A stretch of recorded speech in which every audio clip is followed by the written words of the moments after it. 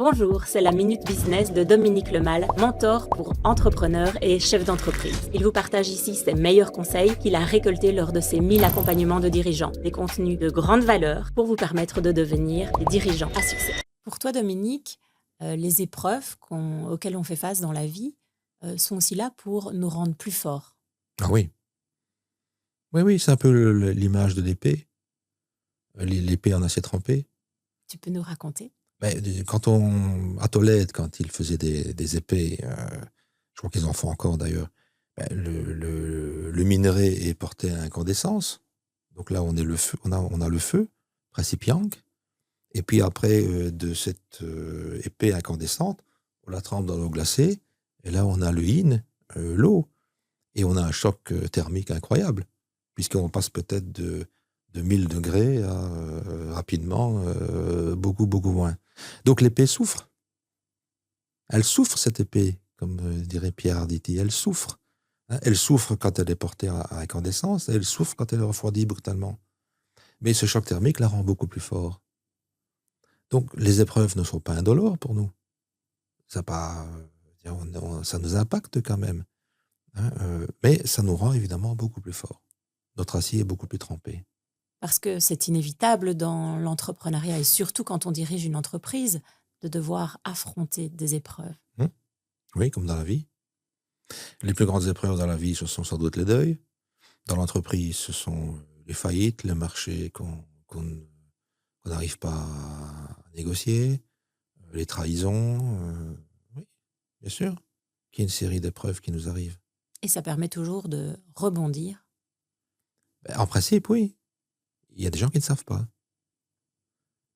Mais ceux qui savent rebondir sont évidemment... l'acier de leur épée est encore plus trempé. Mais je ne souhaite à personne d'avoir des épreuves à répétition.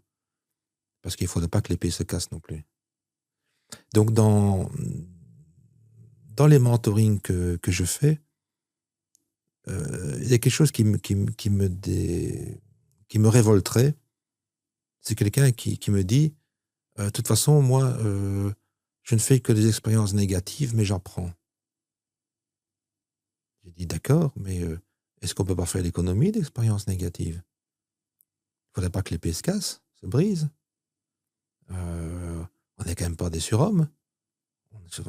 On n'est pas Mazo non plus. Donc, mais il y a une série de gens qui me diront, oui, de toute façon, ça marche pas, mais au moins j'apprends. Mais qu'est-ce que tu apprends? Tu apprends que ça marche pas.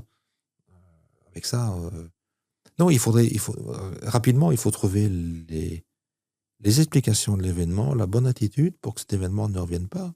Et apprendre que ça ne fonctionne pas quelque part, ça permet aussi de trouver la voie vers ce qui fonctionne et ce qui permet justement d'avancer. Presque. En fait, c'est pas apprendre que ça ne fonctionne pas, c'est apprendre pourquoi ça n'a pas fonctionné. Et trouver les solutions pour et trouver les solutions pour que ça fonctionne. Évidemment, ça évite à l'épreuve de revenir ou à l'événement de revenir. Mais aux gens qui nous écoutent, je dirais, vous n'avez pas à subir des épreuves à répétition, sous prétexte que ça vous apprend quelque chose. Votre acier trempé, il faut en prendre soin. Et certains me diront, je suis résilient. Ok, c'est une notion que Boris Cyrulnik a introduite. Tout le monde voit un peu ce que ça veut dire. Mais tout le monde a oublié ce que c'est. La résilience, c'est la capacité d'un métal de retrouver sa forme après avoir été enfoncé, malmené, etc. Mais il retrouve sa forme d'antan. Donc quelqu'un qui est résilient, je dirais, sématiquement parlant, c'est quelqu'un qui a subi les épreuves, donc la tôle a été enfoncée, et la tôle se remet comme avant, donc il revient comme avant. Donc il n'a rien appris.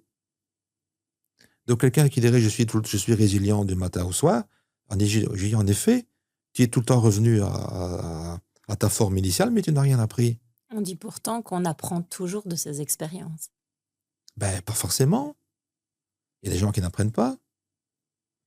Il y a une série de gens qui n'apprennent pas, puisque la même expérience se répète dans la vie privée ou dans la vie professionnelle. Et ce n'est que quand ils ont compris peut-être que ça s'arrête de se répéter?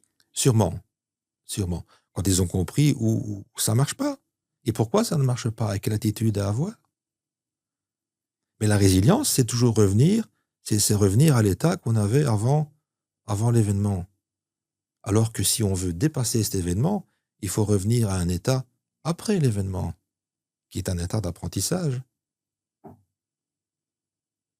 Donc la résilience, c'est pas mal comme idée, mais c'est limite pour moi.